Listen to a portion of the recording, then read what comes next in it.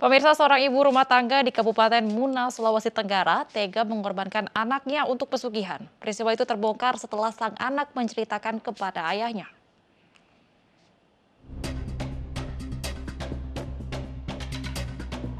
Seorang ibu rumah tangga berinisial ZY, warga kecamatan Napabalo, Kabupaten Muna, Sulawesi Tenggara, tega mengorbankan anaknya untuk pesugihan.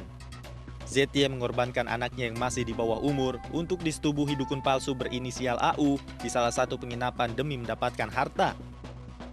Pencabulan AU terhadap korban sudah terjadi berulang kali sejak tahun 2019 hingga Juli 2021.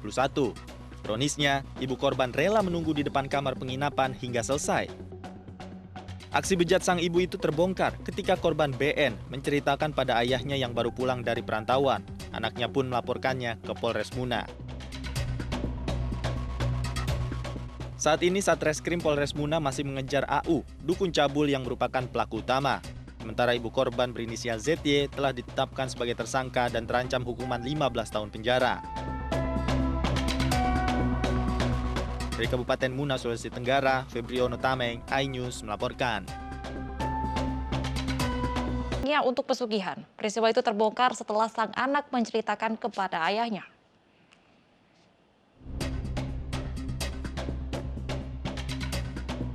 Seorang ibu rumah tangga berinisial ZY, warga kecamatan Napabalo, Kabupaten Muna, Sulawesi Tenggara, tega mengorbankan anaknya untuk pesugihan. ZY mengorbankan anaknya yang masih di bawah umur untuk disetubuhi dukun palsu berinisial AU di salah satu penginapan demi mendapatkan harta.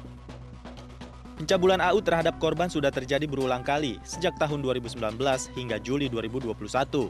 Ironisnya, ibu korban rela menunggu di depan kamar penginapan hingga selesai. Aksi bejat sang ibu itu terbongkar ketika korban BN menceritakan pada ayahnya yang baru pulang dari perantauan. Anaknya pun melaporkannya ke Polres Muna.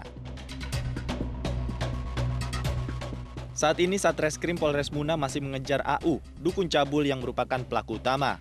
Sementara ibu korban berinisial ZY telah ditetapkan sebagai tersangka dan terancam hukuman 15 tahun penjara. Dari Kabupaten Muna, Sulawesi Tenggara, Febriono Tameng, iNews melaporkan. Tak hanya memaksa anaknya untuk bersetubuh dengan dukun pesugihan, ibu korban juga mengancam akan melukainya jika menolak perintahnya. Semua ia lakukan demi jimat yang diberikan dukun yang diklaim bisa mendatangkan kekayaan. Awalnya bahwa orang tua anak korban melaporkan ke Polres Muna, kemudian kami dari Satreskrim melakukan penyelidikan, dan dari penyelidikan kami melakukan pengungkapan terhadap ibu kandung anak korban dulu yang kami tangkap. Karena yang diduga sebagai pelaku dukun cabulnya ini melarikan diri pada saat itu. Ibu kandung anak korban ini diiming-imingi untuk memperoleh atau memperoleh uang yang banyak. Sehingga diberikanlah semacam jimat kepada dari diduga pelaku, jimat berwarna putih, kain putih. Kemudian jimat ini menurut pelaku bahwa bisa mempercepat memperoleh uang dalam waktu setahun 4 bulan. Sehingga ibu kandung anak korban ini terpengaruh, kemudian mempengaruhi pula anaknya, membujuk dan merayu, bahkan memaksa anaknya sampai akhirnya terjadi persetubuhan. Itu kelihatan sekali bahwa ada motif ekonomi yang sangat kuat dalam kasus ini, ya. Berkaitan dengan pesugihan itu kan motif ekonominya sangat kuat.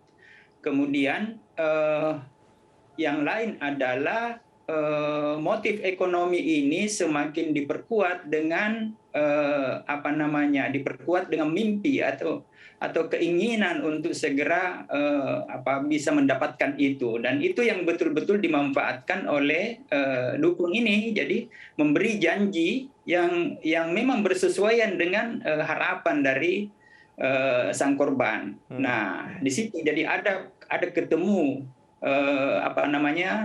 antara apa yang dijanjikan dengan harapan yang terlalu besar untuk segera mungkin mengubah kehidupannya berdasarkan mimpi-mimpi yang dibangunnya, ya, seperti itu. Dan itu tadi persoalannya kemudian adalah korban ini tidak mempertimbangkan hal-hal yang katakanlah misalnya kaitan antara janji itu dengan norma yang berlaku di dalam